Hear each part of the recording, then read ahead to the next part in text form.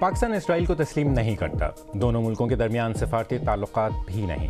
लेकिन ईरान के खिलाफ अमरीका और इसराइल की जंग के बाद पाकिस्तान अचानक इसराइली बयानिए में ज़्यादा नुमायाँ हो गया है।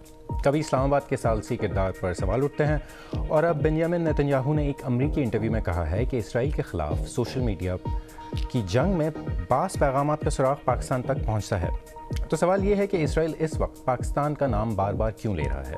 क्या मामला सिर्फ गुमराह कुन इत्तलात का है या इसके पीछे ईरान जंग और खित्ते में ताकत के बदलते हुए तवाज़ुन की कहानी भी है? यही हमारी आज की टॉप स्टोरी है। मैं हूं गज़नफ़र हैदर और आप देख रहे हैं BBC न्यूज़ उर्दू का प्रोग्राम जहानुमा। प्रोग्राम में आगे चल के देखिएगा। अमेरिका के सदर डोनाल्ड ट्रंप एक लंबे अरसे के बाद चीन के दौरे पर पहुंचे हैं। हम जायजा लेंगे कि चीन की तरक्की का मुकाबला करना अमेरिका के लिए क्यों मुश्किल है। और इंडियन हुकूमत की जानिब से आज़मीन हज के लिए मुतारिफ करवाई गई लाजमी स्मार्ट वॉच सहूलत या नई उलझन। इसराइली वज़ीर आज़म बेंजामिन नेतन्याहू ने अमरीकी नशरियाती इदारे CBS को इंटरव्यू देते हुए इल्ज़ाम लगाया है कि पाकिस्तान समेत बाज़ ममालिक बॉट फार्म्स और जाली एड्रेसेस के ज़रिए मुनज़्ज़म अंदाज में सोशल मीडिया को मुतासिर करने की कोशिश कर रहे हैं और इस हिकमत अमली का मकसद अमरीकी अवाम में इसराइल की हिमायत को कमज़ोर करना और अमरीका इसराइल इत्तेहाद को नुकसान पहुँचाना है। बहुत से ममालिक हैं जिन्होंने बोट फार्म्स और जाली एड्रेसेस के जरिए सोशल मीडिया को कंट्रोल करके अमरीकी अवाम में इसराइल के लिए हमदर्दी को कमजोर करने और अमरीका इसराइल इत्तेहाद को तोड़ने की कोशिश की है, क्योंकि ये ममालिक समझते हैं कि ये उनके मफाद में है। वो इस नौइयत का टेक्स्ट मैसेज सुनते हैं कि मैं टेक्सास से ताल्लुक रखता हूँ, मैंने हमेशा इसराइल को सपोर्ट किया, लेकिन अब वो जो कुछ कर रहा है वो मैं बर्दाश्त नहीं कर सकता और मैं इसराइल के खिलाफ हो रहा हूँ। इसके बाद जब हम एड्रेस का पता लगाते हैं तो ये पाकिस्तान के किसी बेसमेंट का निकलता है। ये पहली मर्तबा नहीं जब इसराइली हुक्काम की जानिब से पाकिस्तान पर इल्ज़ाम लगाया गया है। अप्रैल में इंडिया में इसराइल के सफ़ीर रोयन आज़ाद ने भी ईरान और अमरीका के दरमियान जंग बंदी के हवाले से पाकिस्तान के किरदार पर सवाल उठाया था। खबर रसां इदारे ANI से गुफ्तगू करते हुए उनका कहना था कि हम पाकिस्तान को एक काबिल एतमाद मुल्क नहीं समझते और अमरीका ने बाज़ वजूहात की बिना पर पाकिस्तान को इस्तेमाल करने का फ़ैसला किया है। और इस बारे में मज़ीद बात करने के लिए इस वक्त यरूशलेम से मेरे साथ मौजूद हैं सहाफ़ी और तजज़ियेकार हरिंदर मिश्रा। हरिंदर, हमें सबसे पहले तो ये बताएं कि इसराइली हुक्काम क्या कहते हैं पाकिस्तान के बारे में।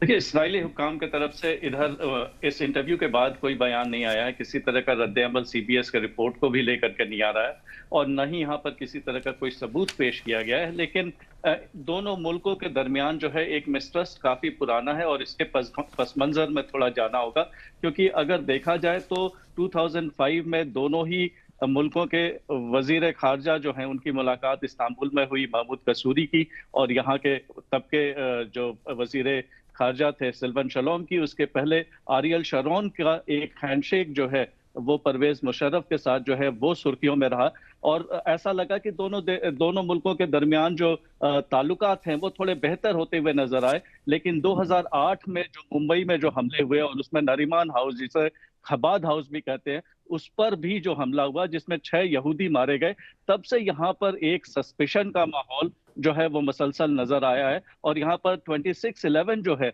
उसकी एनिवर्सरी भी तकरीबन हर साल मनाई जाती है इजराइल में, जिसमें कि सख्त बयानात जो है वो सुनने को मिलता है यहाँ के अहलकारों की तरफ से। और तब से जो है वो अब पाकिस्तान को लेकर के एक सस्पेशन का जो है वो माहौल यहाँ पर बना हुआ नजर आता है। और हाल में जब फाजा आसिफ ने भी जब जो बयान दिया जिसमें कि इसराइल को एक कैंसरस स्टेट, एक कैंसरस रियासत जो है उन्होंने कहा और कहा कि वो एक धब्बा है यहाँ पर इंसानियत के नाम पर, तब से जो है यहाँ पर काफी गुस्सा भी जो है उसका भी गुस्सा भी देखा गया और लोग जो है वो लगातार ये कहते रहे कि पाकिस्तान एक डिसऑनेस्ट मीडिएटर है, उस पर यकीन नहीं किया जा सकता। अच्छा, ये बताएं कि पाकिस्तान जो है वो ज़ाहिर है इन इल्ज़ामात की तरदीद करता है, लेकिन क्या इसराइल के पास कोई सबूत भी है या ये सिर्फ इल्ज़ामात हैं?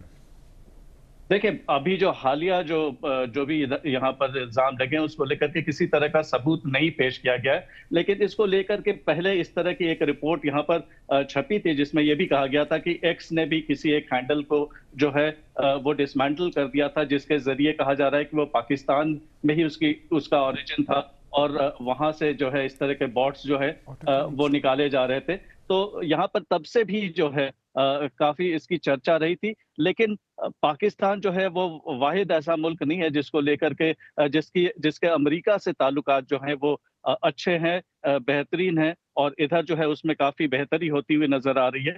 ऐसे तमाम और भी मुल्क हैं जिसके साथ कि अमेरिका के ताल्लुकात काफी अच्छे हैं, लेकिन इसराइल जो है जिसके साथ अमेरिका जिसे अपना क्लोजेस्ट एलाई कहता है, इसराइल के साथ उनके ताल्लुकात जो हैं वो काफी खराब हैं। और ये इन मुल्कों के खिलाफ जो है वो इसराइल लगातार बयान देता रहता है। कतर हो या फिर टर्की हो, टर्की के जो सदर हैं उनके खिलाफ यहाँ पर काफी जो है सख्त बयानात हमेशा सुनने को मिलते रहते हैं। यरूशलेम से हरिंदर मिश्रा से बात करने का बहुत बहुत शुक्रिया। और अब चलते हैं चीन, जहां अमेरिकी सदर डोनाल्ड ट्रंप एक अहम दौरे पर पहुंचे हैं। ये तकरीबन एक दहाई बाद किसी भी अमेरिकी सदर का पहला चीनी दौरा है। सदर शी जिनपिंग के साथ बातचीत में तिजारत और टेक्नोलॉजी के शोबों में मुकाबले के तवाज़ुन पर गुफ्तगू होने की तवक्को है। BBC के नामानिगार लॉरा बेकर ने चीन के जदीद शहर चोंगकिंग का दौरा किया है ताकि इन मुज़ाकरात से कबल चीन की ताकत और कमज़ोरियों का जायज़ा लिया जा सके। उनकी रिपोर्ट पेश कर रही हैं खतीजा आरिफ। चीन इस वक्त एक बड़ी तब्दीली के दौर से गुजर रहा है, और अगर सदर ट्रंप उसके मुस्तकबिल की झलक देखना चाहते हैं तो वो ये है। चोंगकिंग चीन का एक हाईटेक शहर, कदीम रिवायात और नया एतमाद, और इस मुल्क की तेज़ रफ्तार तरक्की का हर दिन ये जगमगाता डिस्प्ले। चीन चाहता है कि अमेरिकी सदर की आमद पर उसको कुछ ऐसे ही देखा जाए। आप डोनाल्ड ट्रंप के बारे में क्या सोचते हैं? आप डोनाल्ड ट्रंप से क्या कहना चाहेंगे? मैं उम्मीद करता हूं कि ट्रंप दुनिया की आवाम की ख्वाहिशात का एहतराम करें। उन्हें याद रखना चाहिए कि हम सब एक ही दुनिया में रहते हैं। उन्हें हमेशा अमेरिका फर्स्ट की बात नहीं करनी चाहिए।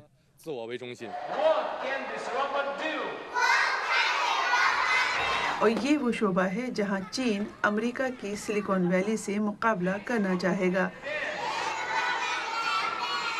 चीन रोबोटिक्स में अरबों की सरमायाकारी कर रहा है। फर्म्स रोबोट का जिस्म तो बना लेती हैं, मगर बास को दिमाग बनाने के लिए अमेरिका की ज़रूरत होती है। अगर सदर ट्रंप इजाज़त देंगे तो सदर शी अपने रोबोटिक्स के रिवोल्यूशन को चलाने के लिए अमेरिकी हाई एंड चिप्स खरीदना चाहेंगे। यहाँ गाड़ियों को शिप करने से पहले उनका फाइनल चेक हो रहा है। ये वो शहर है जिसने चीन को दुनिया के सबसे बड़े कार एक्सपोर्टर्स में से एक बनाने में अहम किरदार अदा किया है, जो अमेरिका के लिए एक बड़ा चैलेंज है। चीनी इलेक्ट्रिक गाड़ियों की डिमांड बढ़ रही है क्योंकि वो ज़्यादा मकबूल हो रही हैं। हमारी टेक्नोलॉजी भी बेहतर हो रही है। हमारा इन्हिसार अमेरिकी मार्केट पर नहीं है। नई टेक्नोलॉजी और तिजारत के नए तरीक़ों के साथ चीन अब ट्रेंडी भी बन रहा है। वायरल वीडियोस और वीज़ा फ्री सफ़र की पॉलिसी ने लाखों सयाहों को एक ऐसे मुल्क की तरफ राग़िब किया है जो कभी महज एक इंडस्ट्रियल हब था। मुझे लगता है कि चीन अब ज़्यादा दुनिया से जुड़ रहा है और आलमी बरादरी का हिस्सा बन रहा है। मुझे लगता है कि दुनिया अब एक बड़े ख़ानदान की तरह से है। लेकिन इस खुशनुमा मुस्तकबिल की उम्मीद से परे चीन को बास चैलेंजेस का भी सामना है। सदर शी ऐसा महसूस कर रहे होंगे कि ईरान की जंग से कमज़ोर पड़े डोनाल्ड ट्रंप के मुकाबले वो मजबूत पोजीशन में है, लेकिन हकीकत ये है कि आलमी तिजारत ने ही चीन और इस जैसे शहरों की तरक्की यकीनी बनाई है, और अब ट्रंप के टैरिफ और ईरान में जंग दोनों इस तरक्की को खतरे में डाल सकते हैं। चीन को मकामी हुकूमतों के बढ़ते कर्ज, बढ़ती बेरोजगारी और गैर मुतवाज़न इक़्तिसादी तरक्की जैसे मसाइल का सामना है। ये मजदूर रोज़ाना चंद डॉलर के एवज़ काम कर रहे हैं। ये मुल्क एक आलमी ताकत के तौर पर इज़्ज़त और एहतराम चाहता है, लेकिन इस तरह के मकामात इस बात की याद दहानी कराते हैं कि अगर चीन को अपनी हाईटेक तब्दीली बरकरार रखनी है तो उसे अमेरिका के साथ मुस्तहकम ताल्लुकात रखने ही होंगे। हज की तैयारी में अक्सर घराने महीनों नहीं बरसों लगाते हैं। पासपोर्ट, टीके, एहराम, दुआएं और फिर वो लम्हा जब रवानगी का इंतज़ार शुरू होता है। लेकिन इस साल भारत के बाज़ आज़मीन हज के लिए एक नया सवाल सामने आया है। सफ़र में हिफाजत के लिए दी जाने वाली एक स्मार्ट वॉच सहूलत बन रही है या नई उलझन? आज ट्रेंडिंग में इसी पे बात करेंगे।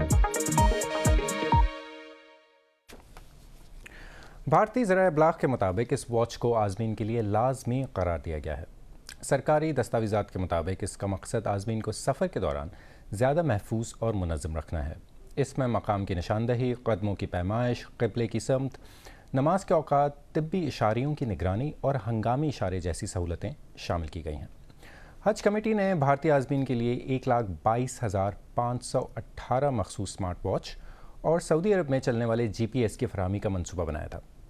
راجیہ سبھا کے رکن ڈاکٹر سید ناصر حسین نے ایکس پر لکھا کہ لازمی قرار دی گئی یہ واچ درست طور پر کام نہیں کر رہی۔ حج سویدھا سمارٹ واچ اس اسمارٹ واچ کا نام ہے، اور ان کے مطابق عازمین شکایت کر رہے ہیں کہ گھڑیاں نہ چل رہی ہیں، نہ ان کا چارج برقرار رہتا ہے اور نہ ہی وہ وعدے کے مطابق مقام کی نشاندہی کر رہی ہیں۔ لیکن گھڑی فراہم کرنے والی کمپنی سیکیو ان شکایت سے اتفاق نہیں کرتی۔ کمپنی کا کہنا ہے کہ گھڑیاں جانچ کے بعد فراہم کی گئی ہیں، وہ کام کر رہی ہیں اور ان کی خصوصیات کو اس لیے محدود رکھا گیا ہے کیونکہ بہت سے عازمین بزرگ ہیں یا جدید آلات کے استعمال سے زیادہ مانوس نہیں۔ ماہرین کے مطابق بڑے اجتماعات میں مقام بتانے والے آلات امدادی کارروائی کو تیز کر سکتے ہیں، لیکن ان کی کامیابی صرف آلہ تقسیم کرنے میں نہیں ہوتی۔ میں ہوں ازنفر حیدر اور آپ دیکھ رہے ہیں BBC نیوز اردو کا پروگرام جہانما، اور اب ایک نظر ڈالتے ہیں دیگر اہم عالمی خبروں پر۔ برطانوی وزیر اعظم کیئر سٹارمر وزیر صحت ویس اسٹریٹنگ سے ملاقات کر رہے ہیں۔ اسٹریٹنگ پارٹی قیادت کے لیے ان کے ممکنہ حریف ہیں۔ برطانوی وزیر اعظم پر قیادت چھوڑنے کے لیے دباؤ ہے جس سے وہ نہیں ہٹنا چاہتے۔ لیبر پارٹی کے درجنوں اراکین پارلیمان نے ان سے قیادت سے مستعفی ہونے کا مطالبہ کیا ہے۔ ان پر یہ دباؤ گزشتہ ہفتے ہونے والے بلدیاتی اور علاقائی انتخابات میں لیبر پارٹی کی انتہائی بری کارکردگی کے بعد پڑنا شروع ہوا تھا۔ غزہ کی جنگ نے وہاں رہنے والے انسانوں پر ہی نہیں بلکہ وہاں کے جانوروں پر بھی گہرا اثر ڈالا ہے۔ گزشتہ 3 برسوں کے دوران غزہ میں ڈاکٹروں کی ایک ٹیم نے سینکڑوں جانوروں کا علاج کیا ہے، جن میں وہ مویشی بھی شامل ہیں جو ایندھن کی قلت کے دوران نقل و حمل کے لیے انتہائی اہم ہیں۔ قحط کے دوران ہم نے جانوروں کی اچانک اموات کے واقعات دیکھے۔ آپ کسی گدھے کو معمول کے مطابق چلتے ہوئے دیکھتے ہیں، پھر وہ اچانک گر پڑتا ہے۔ غزہ میں جنگ کی قیمت اب جانور بھی چکا رہے ہیں، لیکن جانوروں کے ڈاکٹرز کے ایک گروپ نے ان کی تکلیف کم کرنے کا فیصلہ کیا۔ ڈاکٹر ممدو ابو لبدہ اور ان کی ٹیم نے 2023 میں غزہ میں جانوروں کے علاج کے لیے ایک مہم کا آغاز کیا۔ یہ ایک نہایت نازک وقت تھا کیونکہ فلسطینی وزارت زراعت کے مطابق تنازع نے غزہ کے تقریباً 97% مویشی ختم کر دیے تھے۔ ایندھن کی شدید قلت کے باعث یہ باقی ماندہ جانور خاندانوں اور ضروری سامان کی نقل و حمل کا بنیادی ذریعہ بن گئے۔ یہاں جن بیماریوں کا علاج سب سے مشکل ہے ان میں پیٹ کا شدید درد شامل ہے، جو زیادہ تر غذائی قلت کی وجہ سے ہوتا ہے۔ ان جانوروں کو ایسی خوراک دی جاتی ہے جس میں ضروری وائٹامنز اور امینو ایسڈز کی کمی ہوتی ہے، جس کی تلافی کے لیے وہ ریت یا دیواروں کو چاٹنے لگتے ہیں اور اس سے شدید پیٹ درد ہو جاتا ہے۔ ایک اور بڑا مسئلہ غزہ پر بمباری کی وجہ سے لگنے والی چوٹیں اور زخم ہیں۔ آئرش ویٹرینیرینز فار پیلسٹائن تنظیم کی معاونت سے ٹیم نے حالیہ جنگ کے دوران 1200 سے زائد جانوروں کا علاج کیا ہے۔ وسطی غزہ کے دیر البلح کیمپ میں جنگ بندی کے بعد ابو لبدہ اور ان کے ساتھیوں نے ایسے افراد کی مدد کے لیے مہم شروع کی جن کے جانور کام میں ان کی مدد کرتے ہیں، جیسا کہ گدھے اور گھوڑے۔ ہمارے کام کا بنیادی مقصد نوجوان نسل بالخصوص بچوں میں جانوروں سے محبت اور ان کی دیکھ بھال کی اہمیت کے بارے میں آگاہی پیدا کرنا ہے۔ تنازع اور علاقوں کو ریڈ، یلو اور گرین زونز میں تقسیم کیے جانے کے باعث ریڈ زونز میں موجود جانور، جن میں کتے اور بلیاں بھی شامل ہیں، زیادہ جارحانہ ہو گئے ہیں۔ بچوں نے یہ تکلیف دہ مناظر دیکھے ہیں جس کے نتیجے میں جانوروں کا ایک عمومی خوف پیدا ہو گیا ہے۔ اگرچہ مہم گرین زون قرار دیے گئے علاقوں میں جاری ہے، لیکن غزہ کے بڑے حصوں تک اب بھی رسائی ممکن نہیں۔ عملے اور ادویات کی کمی سمیت بڑے چیلنجز بدستور ان کوششوں میں رکاوٹ بنے ہوئے ہیں۔ شاہ برطانیہ کے ماتحت جرسی کے چینل ڈیزائر میں مقیم لی برٹن فیملی پچھلے 80 برس سے اس سوویت سپاہی کے بارے میں جاننے کی کوشش کر رہی ہے جسے انہوں نے ان جزائر پر جرمن قبضے کے دوران ہٹلر کی نازی فوج سے بچایا تھا۔ چند ہفتے قبل BBC کی ٹیم کو اس وقت کامیابی ملی جب انہوں نے اس کے پوتے کے مشرقی ازبکستان میں ڈھونڈ نکالا۔ نامہ نگار اولگا اوشانا کی رپورٹ پیش کر رہی ہیں عالیہ ناز کی۔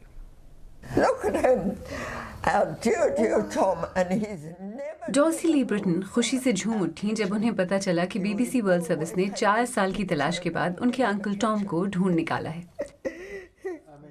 بوکی جان آرکیموف، جو ڈالسی فیملی کے لیے ٹام ہیں، نازیوں کے قیدی ان ہزاروں سپاہیوں میں شامل تھے जिन्हें 1941 में बिगाड़ के लिए मकबूजा जर्सी लाया गया था। सबको बहुत कम खाना देते थे और नहायत सख्त काम लेते थे। बोकी जॉन भागने में कामयाब हो गए और ली ब्रेटन फैमिली को मिल गए, जिन्होंने खतरा मोल लेकर तकरीबन 3 साल तक पनाह में रखा। बोकी जॉन जब उनके घर आए तो डॉल्सी 3 साल की थी। ये उसकी लिखाई है। वो बहुत ज़हीन थे। मुझे याद पड़ता है कि जब हम रस्सी कूदते तो वो हमारे लिए रस्सी घुमाते थे। दूसरी आलमी जंग खत्म होने के बाद टॉम को वापस सोवियत यूनियन भेज दिया गया। डॉल्सी की फैमिली को यूरोप से भेजे गए उनके चंद खतूत मौसूल हुए। फिर ये सिलसिला मुनक़ता हो गया। BBC वर्ल्ड सर्विस भी उनकी तलाश में शरीक हो गई और जंग से मुतल्लिक रूसी मवाद के ज़ख़ीरे में टॉम के बारे में कुछ दस्तावेज़ात मिल गईं। उनका तो इंतकाल हो चुका है, मगर उनके बच्चे और बच्चों के बच्चे उज़्बेकिस्तान में रहते हैं। मगर सोवियत यूनियन के दौर में जंगी कैदियों को कई बरस तक रुस्वाई का सामना रहा।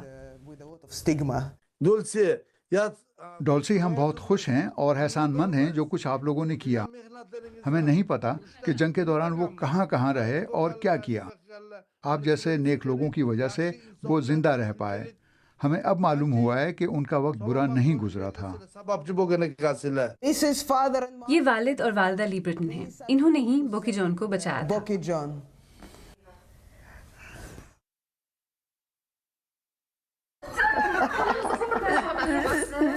Lovely to see you all. Oh. Lee Britton family ने कभी सताइश की ख्वाहिश नहीं की। उनके नज़दीक बोकी जॉन को, जिन्होंने उनके दर पर दस्तक दी थी, बचाना ही नहीं की थी। BBC की तहकीकात का इल्म जब उज़्बेक हुक्काम को हुआ तो वो डॉल्सी के वालिदैन की हिम्मत के एतराफ़ में उन्हें एजाज़ से नवाजने के लिए जर्सी आए और अवार्ड डॉल्सी के सुपुर्द किया। आज BBC न्यूज़ उर्दू के प्रोग्राम जानमा में बस इतना ही। ग़ज़न फ़ैदर को अब इजाज़त दें।